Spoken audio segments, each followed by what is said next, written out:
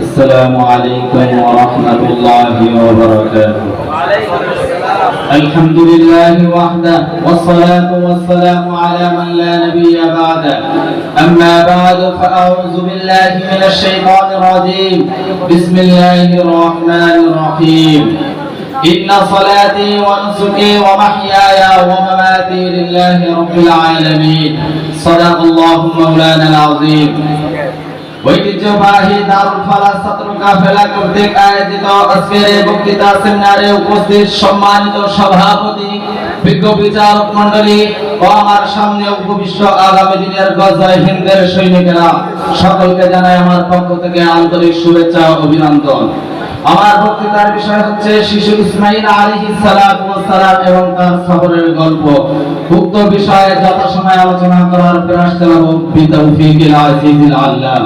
মুহতারাম হাজিরিন, আজ এমন এক ব্যক্তির জীবনী নিয়ে আলোচনা করতে যাচ্ছি যার নাম শুনলে জমজমের কথা মনে হয়, যার নাম শুনলে মক্কার কথা মনে হয়, এমনকি নিজের জীবন উৎসর্গ করে দেওয়ার সংকল্প জেগে ওঠে।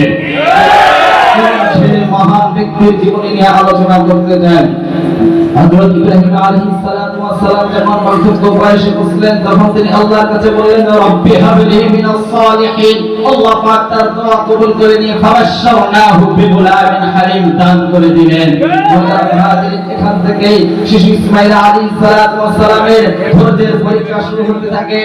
সহিহ বুখারীতে বর্ণিত রয়েছে, আল্লাহ পাক হযরত ইব্রাহিম আলাইহিস সালাতু ওয়াস সালামকে আদেশ করেন যে হযরত হাজরা আলাইহিস সালাতু ওয়াস সালাম তার সন্তানকে কাবা গৃহ জমজমের কূপের অদূরে রেখে আসার জন্য। সেখানে ছিল না কোনো খাবার, সেখানে ছিল না কোনো পানি, এমনকি কোনো জনবসতিও ছিল না। সেখানে সামান্য কিছু খাবার এবং পানি হযরত ইব্রাহিম আলাইহিস সালাতু ওয়াস সালাম রেখে এসেছিলেন, যা অল্প কিছুদিনের মধ্যেই শেষ হয়ে যায়। এখান থেকে শুরু হয় শিশু ইসমাঈল আলাইহিস সালাতু ওয়াস সালামের ধৈর্যের পরীক্ষা। হাঁটি হাঁটি পা পা করে শিশু ইসমাঈল যতই বড় হতে থাকে, এমনকি যখন কাজের বয়সে উপনীত হয়, তখন সেই আত্মত্যাগের বিরল ঘটনা সংঘটিত হয়, যা আজ ভাবতে গেলে শরীরের পশম শিহরে ওঠে। কিভাবে পিতা তার সন্তানকে জবাহ করার জন্য প্রস্তুত হতে পারে, আর সন্তান নিজের জীবন উৎসর্গ করে দেওয়ার জন্য ব্যাকুল হতে পারে। একদিন হযরত ইব্রাহিম আলাইহিস সালাতু ওয়াস সালাম তার সন্তানকে বললেন, ইন্নী আরা ফিল মানামি আন্নী আযবাহুকা ফানজুর মাযা তারা। এই বৎস আমি স্বপ্নে দেখেছি তোমাকে জবাহ করছি, এই বিষয়ে তোমার কি মত? শিশু ইসমাঈল আলাইহিস সালাতু ওয়াস সালাম কোন কাল বিলম্ব না করে জবাহের প্রস্তাবকে মেনে নিয়ে বলেছিলেন, ইয়া আবাতি ফাআল মা তুমার। হে পিতা, আপনি যা দেখেছেন তা বাস্তবায়ন করুন। সাতাজিদুনি ইনশাআল্লাহু মিনাস সাবিরিন। অচিরেই আপনি আমাকে ধৈর্যশীলদের মধ্যে পেয়ে যাবেন। মুহতারাম হাজিরিন, পিতা পুত্র যখন উভয়ে রাজি হয়ে গেল, তখন শিশু ইসমাঈল আলাইহিস সালাতু ওয়াস সালাম ধৈর্যের সাথে তরফ মাগা কণ্ঠে বলেছিল, আব্বা জান, আমার হাত পা গুলো ভালোভাবে বেঁধে নেন, যাতে করে আমি নড়াচড়া করতে না পারি, এবং আপনার কাপড় আপনি সামলে নেন, যাতে করে আমার রক্তের ছিটা আপনার শরীরে না লাগে, যা দেখে আমার জননী মা কষ্ট পেতে পারেন। শরীরটাকে আপনি ভালো করে ধার দিয়ে নেন, কেননা মৃত্যুর যন্ত্রণা বড় কঠিন, মৃত্যুর যন্ত্রণা বড় কষ্টদায়ক, যা সহ্য করা বড় কঠিন।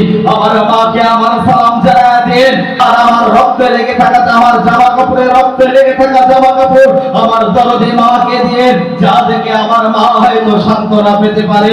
এ কেমন ধৈর্যের পরীক্ষা, এ কেমন ধৈর্যের পরীক্ষা, যা ভাবতে গেলেও আজ শরীরের পশম শিহরে ওঠে। মুহতারাম হাজিরিন, শুধু কি এখানেই শেষ? না, শুধু এখানেই শেষ নয়। যখন পয়গম্বর ইব্রাহিম আলাইহিস সালাতু ওয়াস সালাম এবং শিশু ইসমাঈল আলাইহিস সালাতু ওয়াস সালাম জবাহ করার জন্য রওনা হয়েছিল, প্রতিমধ্যে শয়তান এসে বাধা দিয়েছিল। শিশু ইসমাঈলকে বলেছিল, হে ইসমাঈল, তুমি কোথায় যাচ্ছ? শিশু ইসমাঈল বলেছিল, আমি আল্লাহ পাকের সন্তুষ্টির জন্য কুরবানি করতে যাচ্ছি। বলেছিল, না, তোমার পিতা তোমাকে কুরবানি করার জন্য নিয়ে যাচ্ছে। শিশু ইসমাঈল আলাইহিস সালাতু ওয়াস সালাম দায়িত্বহীন কণ্ঠে জবাব দিয়েছিল, যদি তাই হয়ে থাকে, আল্লাহ পাকের আদেশ যদি হয়ে থাকে আমাকে কুরবানি করার, তাহলে এ শয়তান শুনে রাখ, আল্লাহর বিধান, আল্লাহর হুকুম মান্য করতে আমি শিশু ইসমাঈল কখনো কাল বিলম্ব করব না। এই থেকে আমরা কি শিক্ষা পেলাম? এ থেকে কি শিক্ষা পেলাম? আসুন, শিশু ইসমাঈল আলাইহিস সালাম যেমনই ভাবে হাজারো বাধার উপেক্ষা করে শয়তানকে পথিত করে আল্লাহ পাকের দ্বীন বাস্তবায়ন করার জন্য শয়তানকে উপেক্ষা করে নাই, আমার আপনার উচিত হবে আল্লাহর দ্বীন, আল্লাহর ধর্ম বাস্তবায়ন করার জন্য প্রতিমধ্যে যদি কোনো শয়তান সে বাধায়, সে শয়তানকে উপেক্ষা করে আল্লাহর জমিনে আল্লাহর দ্বীন বাস্তবায়ন করা হবে আমাদের লক্ষ্য উদ্দেশ্য।